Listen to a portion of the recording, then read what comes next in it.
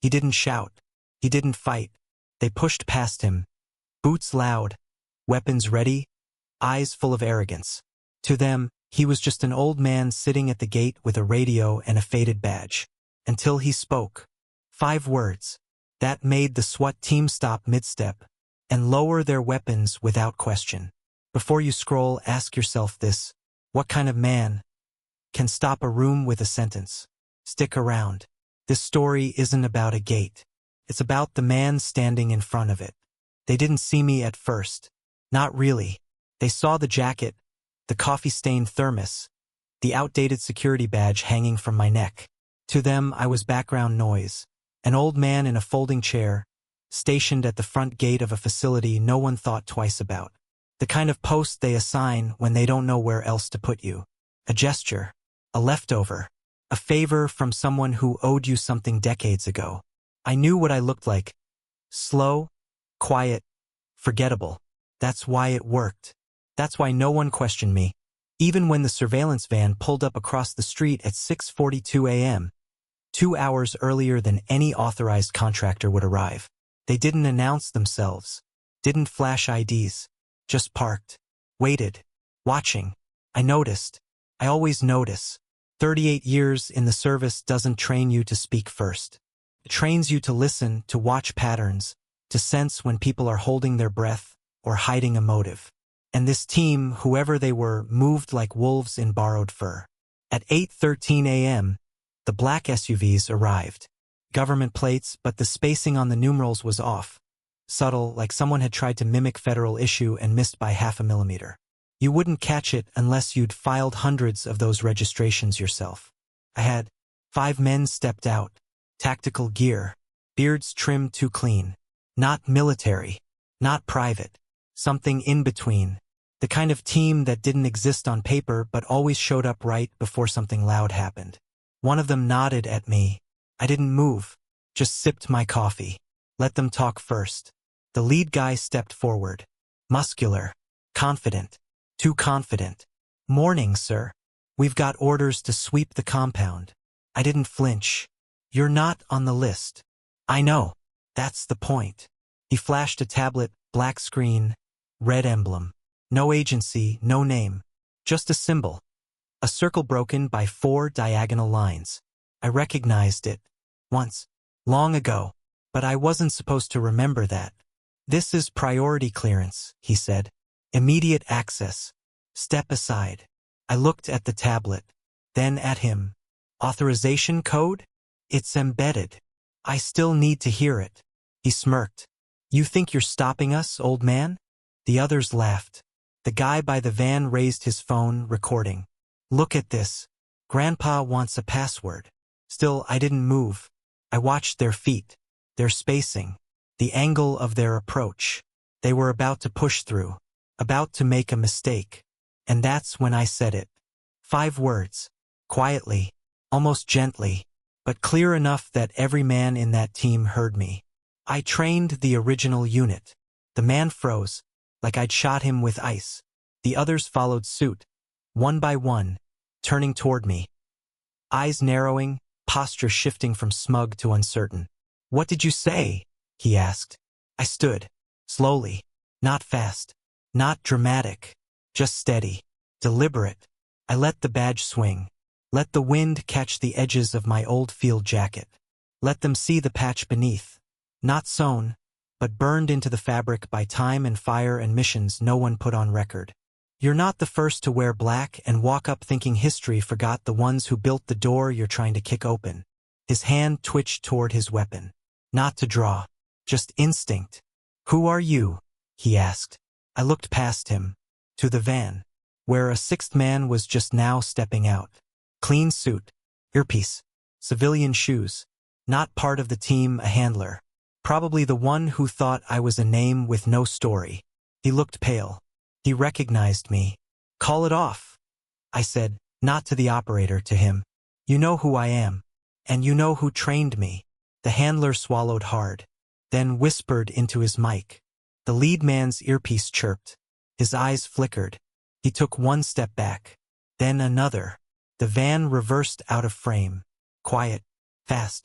The SUVs followed. No one said a word. Not to me. Not to each other. Just a silent retreat like men who just brushed against something they'd been told was long extinct. I sat down. Took a sip of cold coffee. Same spot. Same old chair. No applause. No medals. Just silence. The kind that tells you you've still got it. That the past isn't gone. It's just waiting to be remembered. The wind was still sharp when they disappeared. I waited 10 full minutes after the last SUV turned the corner before reaching under the table for the old flip phone duct-taped to the bottom of the steel frame. It wasn't mine, not technically. It had no number, no plan, no trace.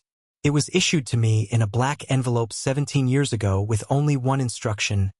Wait. I flipped it open. No need to dial. The signal was already live. 2 seconds later, the voice came through. Calm. Precise. Deeper than I remembered. You broke silence.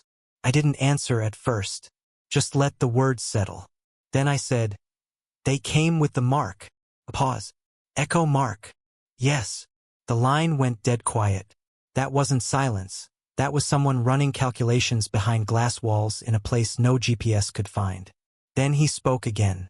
Slower now. Is it time? I looked across the street, where the dust hadn't quite settled from their tires.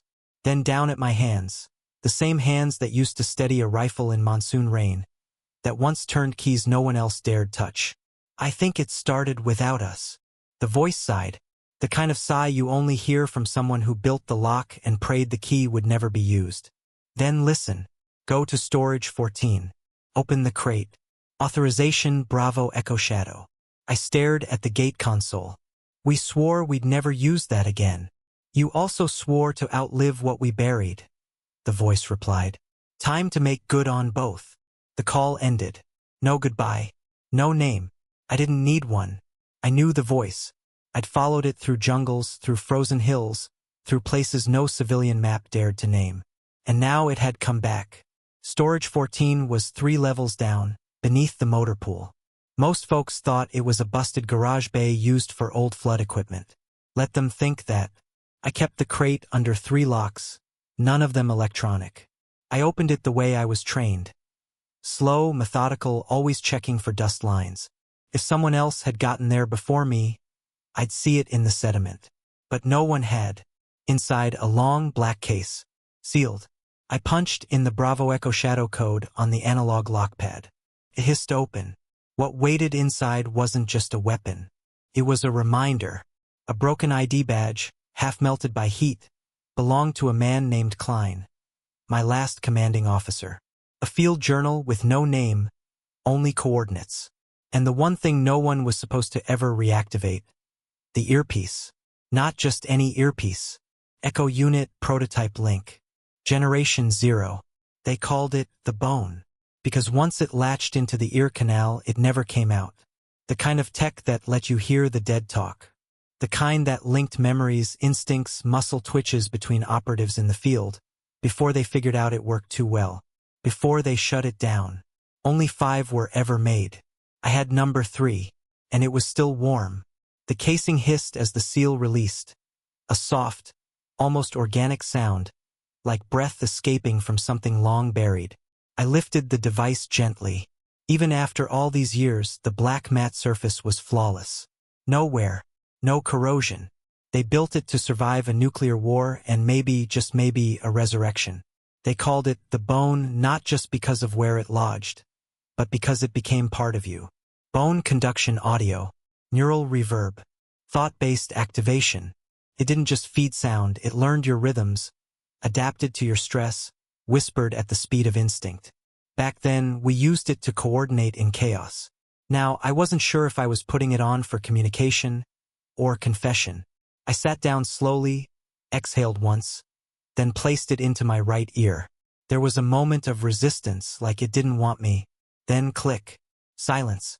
Then static. A low hum like a faraway engine turning over. Then a voice. Not through the device. Inside me. Tango 05. Check your 6. I froze. That voice. Klein. Dead 36 years. Gone in a burn protocol gone wrong. But there it was. Soft. Dry. still clipped like he was in a command tent somewhere beyond the map. I said nothing. Then another voice, sharper, younger. You finally put it back on. I turned my head, not physically, but in my mind, reflex pulling me into old patterns. Tyrell, you thought you could turn me off? The voice said with a half laugh. We didn't upload ghosts, old man. We left markers. I leaned back in the chair, gripping the arms tight.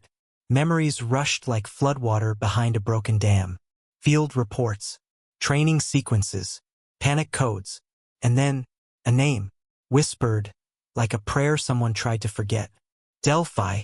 The world tilted slightly. My breath hitched. Delphi was never a person. It was a sequence. Protocol. A concept so dangerous we swore to bury it beneath 3 kill switches and our own silence. But it was back. I gritted my teeth.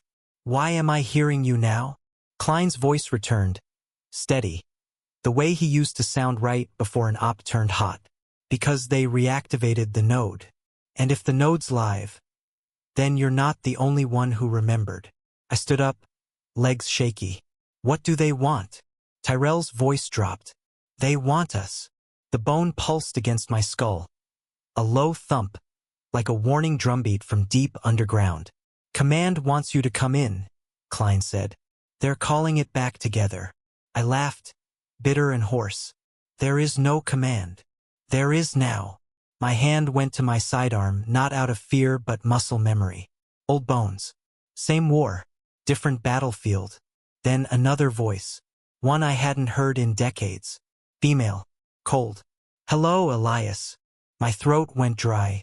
Only 3 people ever called me that name. And only one of them ever survived what we did in Morocco. Lucia. You're late, she said. Then the bone chirped once. And went silent. Not dead. Waiting. Because the next move was mine. The coordinates were buried in the bone's ping log, masked behind a string of old wargame data. Hidden in a pattern only someone from our unit would recognize. A grid reference in northern Montana. Remote. Cold. Nothing there but old firewatch towers, crumbling bunkers, and a silence so thick it could drown memory. I left the compound that night. No goodbyes. No explanations. Just a note on the desk. Shift covered. Gone fishing. I drove straight through the dark. No music. Just the hum of the road and the echo of Lucia's voice in my head. You're late. It was a 6-hour drive, then a 40-minute climb through slush and gravel. The bone guided me, not with words, but sensation. A subtle pull behind the eyes, like the memory of a compass you haven't touched in years. At 4:06 a.m., I reached the cabin. It wasn't marked. Just a square box of wood and concrete half swallowed by snow. A small red light pulsed above the door. No sound. No guard. But I knocked anyway, 3 short, 1 long. Same rhythm we'd used in Beirut when we couldn't speak aloud. The door opened, and I saw them. 3 of them. Still alive. Still moving. Still watching me like I might be a ghost. Tyrell stood first. Bulkier than I remembered. Beard streaked with gray. He said nothing, just nodded once. Slow. Next to him, Merrick, lean, scarred, one eye milky from the raid in Tunisia. Still wore the same watch. Still stood like a coiled spring. And finally, Lucia. Unchanged. As if time had paused for her while the rest of us aged under gravity and guilt. Same sharp jaw, same eyes that cut through layers of excuses. You came, she said. I heard the whisper, I replied. No one smiled. There was no reunion. No hug. No small talk. Only purpose. She motioned toward the table. A map lay open, old paper, newer ink. Lines drawn across continents. Dots marked in red. Some crossed out. Some pulsing. These are the sites, she said. Nodes from the original Delphi framework. We think at least 4 are live again. Controlled from the inside. I stared. Controlled by who? Not who, Tyrell growled. What? He pulled a tablet from his pack and tossed it down. The screen showed a looped feed. Surveillance from a city I didn't recognize. In the frame, a man. Ordinary. Until he stopped mid-step in a crowded plaza. And just stood still. For 11 minutes. No blinking. No movement. Just still.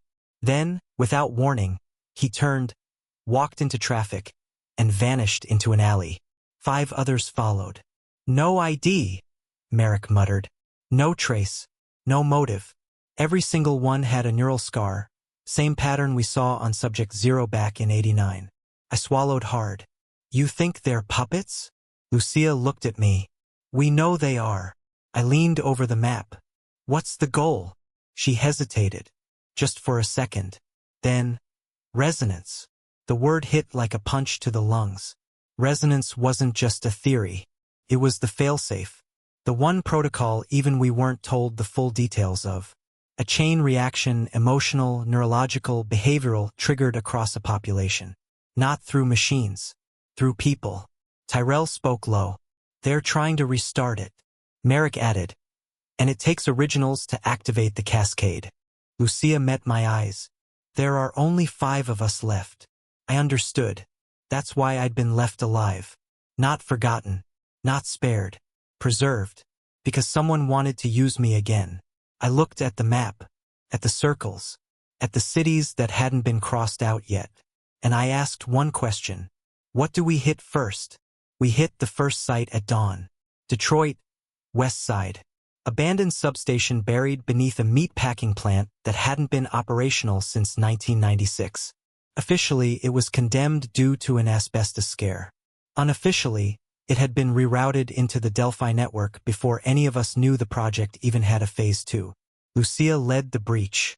We wore civilian layers, masks, plain gloves. Nothing traceable. No insignia. That's the difference between soldiers and ghosts. Ghosts don't leave flags behind. Tyrell stayed topside, watching the perimeter from a rented plumbing van. Merrick and I followed Lucia through the loading dock, where the air stank of rot and diesel and the kind of quiet that means either no one's home or everyone's waiting. The door to the substation opened too easily. A long, concrete corridor stretched down at a 10-degree angle. Fluorescent lights flickered every 20 feet. Dust patterns were wrong. Too clean in the middle, as if Boots had walked this path recently. We didn't speak. Talking down there would have felt like shouting in a church built by mistake. At the end of the hall was a room. Windowless. Square. And waiting. A server tower in the corner pulsed with red light. Slow. Steady. Like a sleeping heart. On the wall, a mirror. Not a camera. Not a two-way glass. Just a plain old mirror. Lucia approached the console. Manual uplink. Passive. Not transmitting. That's what they want us to think, I said. She inserted a diagnostic key. The screen came alive. We leaned in and saw our own files. Not from the military. From Delphi. Psych profiles. Mission logs. Training footage we never agreed to record. Conversations from barracks we thought were private. Even dream data scraped from when we were under rest state conditioning in '86. Merrick cursed under his breath. It's not just memory, I said. They built behavioral maps. Which means they know exactly how we'll respond, Lucia added. Just then, the mirror flickered. It wasn't a mirror. It was a screen. And a face appeared. Familiar. Older. Colder. Hello, Elias. It was me. Or rather, a copy. One of the early neural imprints preserved in data like digital ghosts. I didn't move. Lucia froze. Merrick raised his sidearm, aiming at the wall instinctively. The projection continued. This isn't a warning. It's a recording. If you've reached this node, it means the resonance chain is already active. You can't stop it, but you can choose how it ends. The screen cut to a map, multiple red dots, all over the U.S., some blinking faster than others. Lucia whispered, "These are live nodes. They've already seeded them," Merrick said. "Behavioral loops. Conditioned sleepers." I stepped closer to the screen. "They planned this." Lucia nodded. "They planned us." The red lights began to spread, the map simulating transmission curves, escalation patterns. One dot blinked faster than the rest. Right where we stood. Lucia yanked the key, shut the system down. Too late. We'd triggered something. A low hum began vibrating through the floor. Then a hiss. Ventilation. Gas. Merrick grabbed the door. Locked. I hit my wrist. Activated the Bones emergency relay. Tyrell, we're compromised. Pull us out. Static. Then his voice. Strained. Panicked. You're not the only ones. They hit me too. Explosions echoed above us. Lucia tossed a charge at the vent. Blew it open. Smoke and pressure hissed as we scrambled out, coughing, crawling through dust and fire. We emerged into daylight, broken, burned, alive. But the message was clear. We weren't hunters anymore. We were bait. The van was gone, burned to the axles. Tyrell was alive barely. We found him half buried under a collapsed billboard 2 blocks from the breach site. Broken ribs, concussion, blood in his mouth. But his first words, even through the pain, were clear. They knew I'd wait there. He wasn't wrong. That was protocol. Always have eyes topside. Always be ready to exfil. The enemy had used our own muscle memory against us. Lucia patched him up fast, field dressing, adrenaline stick, ice pack to the skull. We couldn't go to a hospital. Couldn't risk facial scans, data pings, blood trace. Not now. We hauled him back to the cabin by midnight. He passed out the second we closed the door. I stayed awake, watching him. Something didn't sit right. It wasn't the breach. It wasn't the trap. It was the way Tyrell had spoken on comms. Slightly delayed, like the words weren't his, like they came from a script. And when he came to earlier, his memory was patchy. Too patchy. Merrick sat beside me, chewing on a protein bar like it was old wood. You think he's compromised? I didn't answer. Didn't have to. Lucia walked in, tablet in hand, her expression already grim. I ran the bone scan, she said. There's residue. A loop. Merrick stood. Delphi? Modified, she said. Old imprinting. Triggered by place and phrase. I looked down at Tyrell. Asleep on the cot, breathing shallow. Once the most solid man I knew. A human shield who'd taken bullets for me in Jakarta, Cairo, and a snowstorm in Belarus we never put in the books. But now he might be a vector. Lucia lowered her voice. If they used him to watch us, then they know where we're going next. I finished. Merrick unslung his sidearm. I'll take care of it. No, I said sharply. He froze. He's one of us. Lucia didn't blink. He was. That word hit me like a fist. I walked to the cot, sat beside Tyrell, watched his chest rise and fall, and I remembered. A mission outside Kandahar. Helicopter down. 2 weeks behind enemy lines. No food. No radio. Just the two of us and a fire that kept going out. He carried me then. Now I had to carry him. I reached up, activated the bone. Tyrell, I whispered. His eyelids fluttered. Do you hear me? A beat of silence. Then, it hurts, he whispered. He was awake, but not fully. Tell me what they did, I said. His voice cracked. They played your voice, over and over, until I moved like you, thought like you. Lucia's breath caught behind me. What was the trigger? Tyrell's lips barely moved. You saying, we're not alone. I stood, because I had said those words twice in the Detroit op. They hadn't needed to control Tyrell completely. Just enough. Just at the right moment. Lucia's voice was cold. They've turned him into a relay. Merrick chambered around. I blocked the shot with my hand. He gave us what we needed. Lucia glared. And he gave them what they wanted. We stared at each other for a long time. Then I said, we don't kill our own. Not unless we have to. Lucia didn't agree. But she didn't argue. Tyrell slept. We moved out at dawn.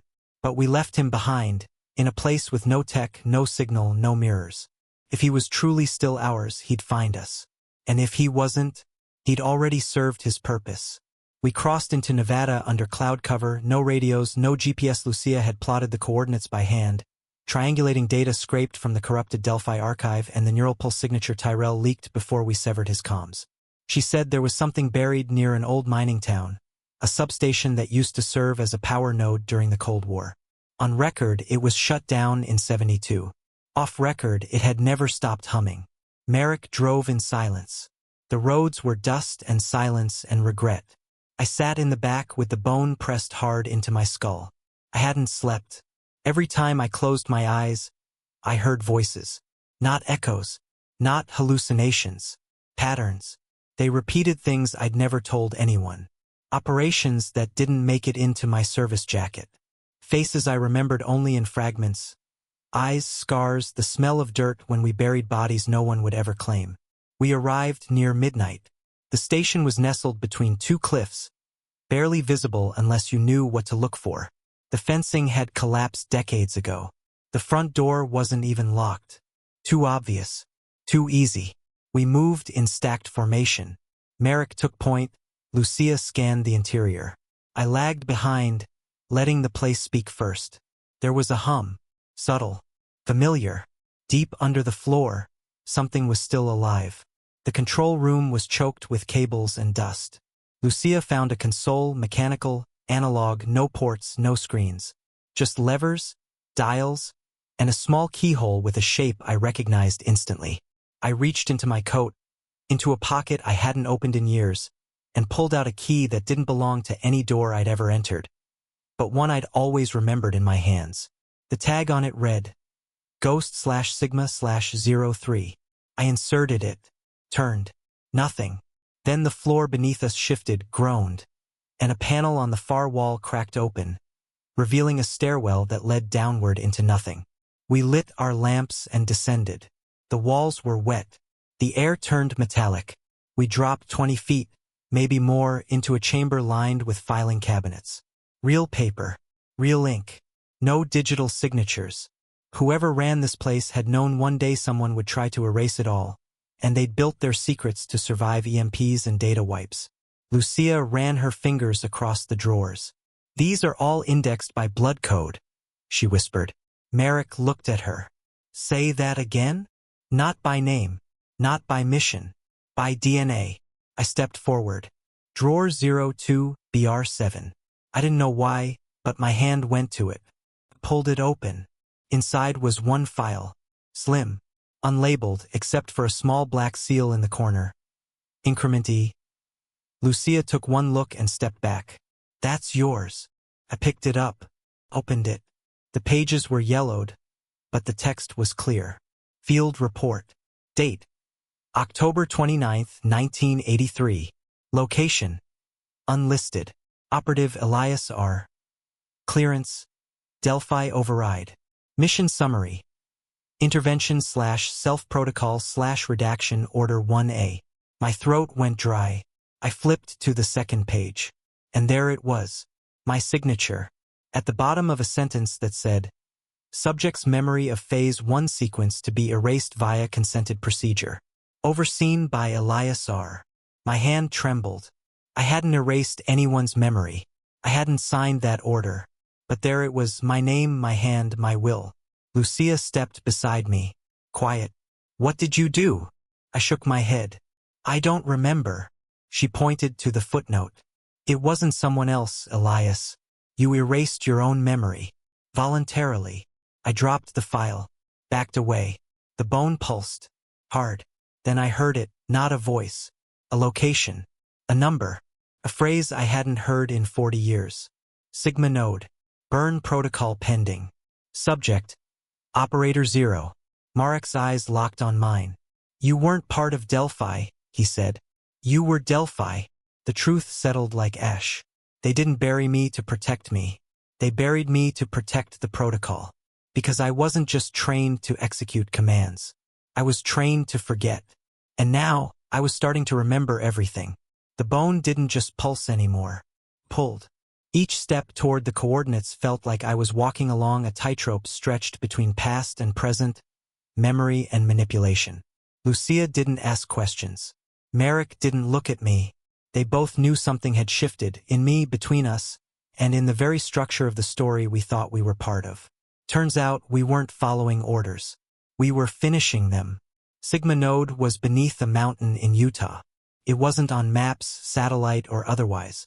The bone guided us via a forgotten utility road carved into the cliffside, leading to what looked like a derelict air vent too small to matter. Until we opened it. Inside, a shaft with magnetic anchors and the faded stencil of a unit insignia no longer listed anywhere. A broken triangle with a line of binary beneath it. I didn't need to translate it. It meant Operator 0. Me. We climbed down slowly, one by one, silence pressing in like water. At the bottom, a hallway, chrome, silent, preserved, not abandoned, maintained. Air was cold, filtered. Lights flickered on as we moved. Motion-based. This place was alive. The corridor split in 3. One path labeled Observe. One labeled Archive. One locked with no label at all. Just a palm scanner and a retinal lens, blinking amber. I stepped toward it. The scanner lit green before I touched it. The door hissed open. Inside, not a room. A chamber. Octagonal. Walls lined with data towers, all dark except one. Glowing with a faint red pulse, just like the bone. In the center, a chair. Familiar. Too familiar. Lucia whispered, "This is where they programmed you." I nodded. Merrick stood guard at the door. "We don't have long." I approached the chair, heart thudding like it wanted to escape my chest. Then the bone went silent. For a beat. Then it spoke. Not as a voice. As a presence. A memory layered on top of memory. Images, sensations, fragments. Rain on concrete. Blood on gloves. Screams looped backward. My hand pulling a trigger while my other hand turned off the camera. Then an image held. A face. Not mine. Older. Watching from behind glass. And I said, aloud, "I remember you." The lights dimmed. A figure stepped from behind the central column. Suit, gray hair, eyes like winter frost. Lucia raised her weapon. "Identify." He smiled. "Already did." I knew the voice before the name. Director Hale. The original architect of Delphi. The one we were told died in a fire. The one who trained me. The one who signed off on my redaction. He looked at me like a proud father and a regretful warden. "I'm glad you came, Elias. I never wanted to force it." My voice was low, steady. "You already did." He sighed. "You asked for it. You begged to forget. And you were right. Until now." Lucia stepped forward. "You're behind the nodes. The resonance spikes." "Yes," he said. "But not alone." He pointed to me. It needed a center. Something stable. Something trained not to break. You were the perfect loop. Soldier, handler, cleaner, and the failsafe. I shook my head. "What did you build?" He spread his arms. "Memory, scalable instinct, behavior transmission, a living command chain that never ages because it lives in imprints. Neural echoes pass down like blood. You weren't trained to forget. You were trained to absorb." The realization hit hard. I wasn't the first. I was the sum, the aggregate of every operator before me. Their instincts, reflexes, trauma, layered, shaped, contained. "And now?" I asked. He looked almost sad. "Now you choose. You can kill me. Shut it down. But if you do, every sleeper tied to you collapses. All of them. It's too late to separate the web." Lucia said, "You're bluffing." Hale just smiled. "Elias knows I'm not." And I did. I could feel them. Thousands. All over the world. Threads tied to my breath. Because I wasn't just Operator 0. I was the signal. The chamber didn't hum. It breathed. Every cable, every glowing strand of fiber optic that ran through the floor and into the chair in front of me felt like a heartbeat. My heartbeat. Hale stood at the center like a priest before a sacrifice. Hands folded behind his back. Calm. Waiting. Not with fear, but with faith. Faith that I'd do what he expected. Faith that I would fulfill the final part of the programming. Because that's what this had always been about. Not orders, not missions, but decisions. Free will dressed up as strategy. I looked at Lucia. Her eyes were sharp, unreadable. She hadn't lowered her weapon. Merrick stood by the corridor entrance, stone-faced, his silence loud. And I was the variable. Hale stepped closer. "They're tethered to you, Elias. Every sleeper, every node, every neural imprint. You sever the root, they collapse. It won't be violent, just absence. A system without instruction. And if I don't? I asked. He raised an eyebrow. Then the system survives. You stay online. The resonance stabilizes. The threat becomes the cure. Humanity reorganizes, slowly, invisibly. A smarter species. Aligned by impulse, not debate. I clenched my jaw. Mind control. He chuckled. Evolution. I turned back to the chair. It wasn't just hardware. It was a mirror. A seat built from every compromise I'd ever made. From the moment I first pulled a trigger for my country, to the moment I chose silence over truth. They didn't force this on me. I volunteered. And that's what made it work. Lucia's voice broke through the tension. You don't owe him anything. I shook my head. I don't. But I owe them. Who? I looked at her. The ones I trained. The ones they looped through me. The ones who didn't get to choose. I stepped toward the chair. Hale didn't stop me. I sat. The bone pulsed. The screen before me lit up. One line of text. Confirm. Final recursion reset? I hovered my hand over the panel. Lucia stepped forward. Elias, don't. But she knew. This wasn't a suicide switch. This was a release. I placed my hand on the reader. The system scanned. Identity. Operator 0 verified. Hale took one step back. Merrick drew his weapon, pointed it at Hale's head. I closed my eyes. The bone whispered, "Are you ready to forget one last time?" And I whispered back, "No, I'm ready to remember. So they don't have to." Then I pressed the final key. The light didn't explode. Folded. Everything inside Sigma Node, the walls, the screens, the chair I sat in, bent inward like time itself paused to take one last breath. I didn't feel pain. I felt weightlessness, like memory dissolving piece by piece, thought by thought, but not into nothing, into release. Around me, alarms stayed silent. No sparks, no screams, just the soft thrum of something ancient shutting down. Not broken, but fulfilled. Then darkness, and in that darkness, stillness. Lucia didn't move for a full minute. The red pulse that had lit the chamber for hours was gone. The air felt colder now, like something sacred had been turned off. She stared at the chair where Elias had sat, now empty. No trace, no body, just the bone. Lying on the floor, Merrick knelt, picked it up gently, as if it might shatter. He turned to Lucia. "Is it done?" She nodded. All across the world, quietly, invisibly, things stopped. A man who'd spent the last 14 nights walking a parking lot in Texas suddenly looked up, confused, free. A woman in Prague tossed a burner phone into the river, not knowing why, just that it felt like something heavy had lifted. In a hospital in Seoul, a teenage boy who hadn't spoken in 2 years whispered a name no one recognized, Elias. The sleepers were unlinked. Delphi was dead. But Elias? He wasn't. Not exactly. Because weeks later, in a diner in Minnesota, a man in a worn jacket and a dusty veteran's cap ordered black coffee and sat by the window. He didn't speak much, didn't smile. But when a boy dropped his tray nearby and the staff ignored it, the man stood, picked up every scattered item, handed it to the kid, and gave a nod that felt older than time. And when someone across the room laughed at him, whispered, "Crazy old man," the entire diner fell silent. No one knew why. No one told them to. They just felt something like a current in the air or the echo of a decision made long ago. Because some men don't need medals.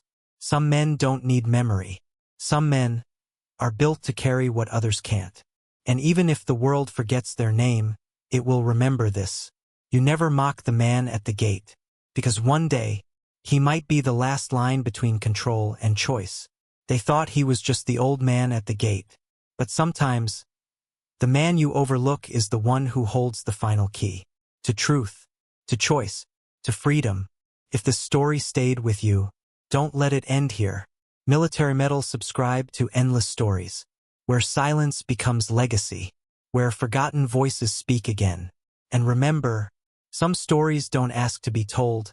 They wait for someone like you to carry them forward.